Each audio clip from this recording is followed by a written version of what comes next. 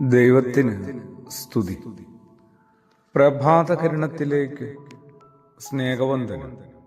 ഭാഗം 2207. ഇന്ന് ജനുവരി മാസം 15-ാം തീയതി. സുറിയാനി സഭയെ സംബന്ധിച്ച് പരിശുദ്ധ ദൈവമാതാവിന്റെ വിത്തുകളെ പ്രതിയുള്ള പുകഴ്ചപ്പെരുന്നാളാണ് ഇന്ന്.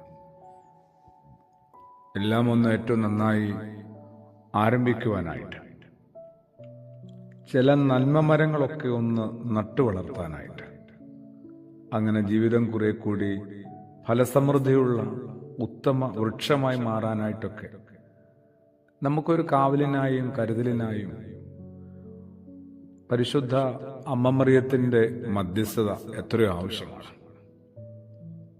ഈ ദിവസം യേശു പറഞ്ഞൊരു കഥയാണ് വിതക്കാരന്റെ ഉപമ. എന്തുമാത്രം അത് വായിക്കപ്പെടുന്നുണ്ട്.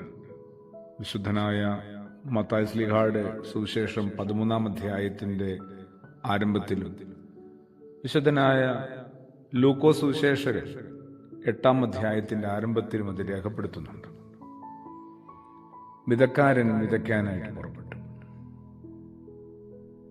നല്ല സ്ഥലത്ത് വിത്ത് വീഴുന്നതിന് മുമ്പ് 3 ഇടങ്ങളിലെ വിത്ത് വീഴേണ്ടി വന്നു. അതുമൊരു അനിവാര്യതയാവാം, പ്രകൃതിയുടെ, ദൈവത്തിന്റെ മുന്നമേയുള്ള ചില നിശ്ചയങ്ങളുമാവാം. ചിലത് വഴിയരിയിലാവുന്നുണ്ട്, ചിലത് പാറമേൽ വീഴുന്നുണ്ട്, ചിലത് മുള്ളുകൾക്കിടയിൽ. ആരെയും ഒരു പരിധി വിട്ട് കുറ്റപ്പെടുത്താതിരിക്കാവോ? ധൃതിയില് ആരെയും വിധിക്കാതിരിക്കാനായിട്ടും ശ്രമിക്കാവോ? അവനവന്റെ കുഴപ്പങ്ങൾ കൊണ്ട് മാത്രമാവണമെന്നില്ല ഓരോരുത്തരും വലിയ ആപത്തില് അകപ്പെടുന്നത്.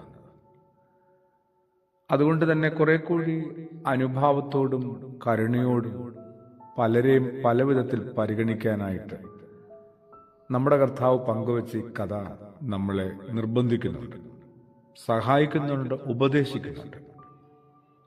വഴിയരിയിൽ വീണവയോട് ഇങ്ങനെ ആഴപ്പെടാതെ പോവുക, പാറമേലെ ഇത്തിരി മേൽമണ്ണിൽ വീണ് കിളിർക്കാൻ ശ്രമിച്ചിട്ട് വളരാൻ ആഗ്രഹിച്ചിട്ട് സാധിക്കാതെ പോവുക, കരിഞ്ഞു പോവുകയാണ്, ആഴപ്പെടുന്നില്ല. മറ്റ് ചുറ്റുപാടുകളിൽ നിന്നുണ്ടാകുന്ന 100ഓളം പ്രലോഭനങ്ങളിൽ അകപ്പെട്ട് ഞെരിഞ്ഞ് തകരുകയാണ് ചിലർ. കുറെ കൂടി വീണവരോടും ഇങ്ങനെ ചെതറിപ്പോയവരോടുമൊക്കെ ഒരു അനുഭാവമാവാം. കർത്താവിന്റെ ആ ഉപമ നമ്മൾ ഇങ്ങനെ കൂടി ഒന്ന് ചിന്തിപ്പിച്ചിരുന്നത് നല്ലതാണ്.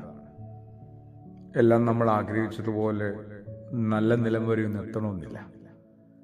പലതിൻ്റെ ഒപ്പം കുറച്ചുകൂടി ദൂരം കൂട്ടുപോകാനായിട്ട് ഓരോരുത്തർക്കും സാധിച്ചിരുന്നെങ്കിൽ, അതെ, എല്ലാവരും പതിയെ ഒരു നല്ല നന്മമരമായി മാറിയിരുന്നെങ്കിൽ.